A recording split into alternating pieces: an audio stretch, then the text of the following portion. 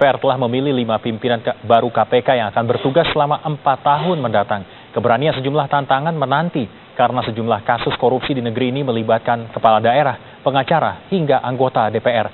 Bahkan tak sedikit di antara mereka yang tertangkap tangan menerima suap.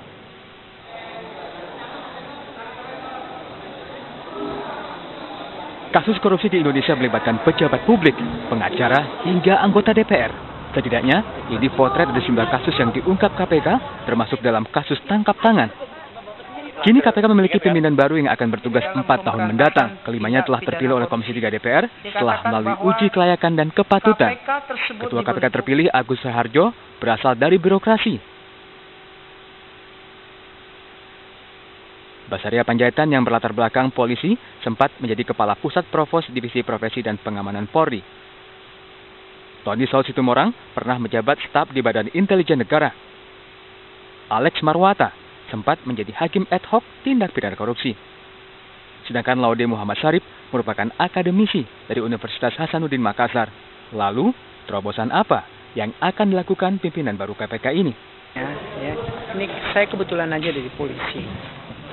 Kalau kita bekerja, saya sudah katakan tadi, kita melihat perbuatannya, bukan melihat siapa dia.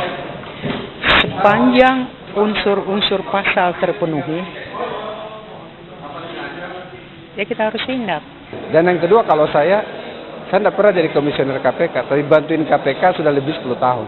Jadi seperti itu, jadi saya nggak masalah. Enggak ada lah. Jadi hakim tipikor, saya menjatuhkan komisi juga selama ini juga enggak pernah ada ancaman-ancaman yang mengganggu independensi saya.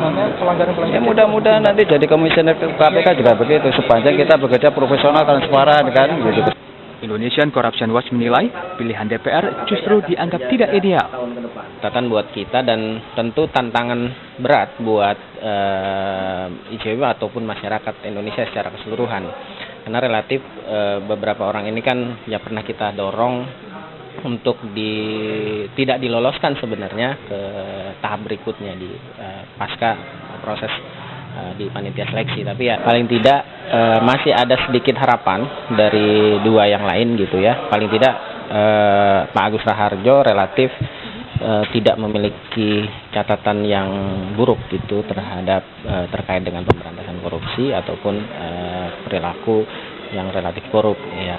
Soal indeks persepsi korupsi, Indonesia saat ini masih berada di posisi 107 dari 173 negara. Kini keberanian dan independensi pimpinan baru KPK akan diuji oleh waktu untuk memberantas korupsi di negeri ini.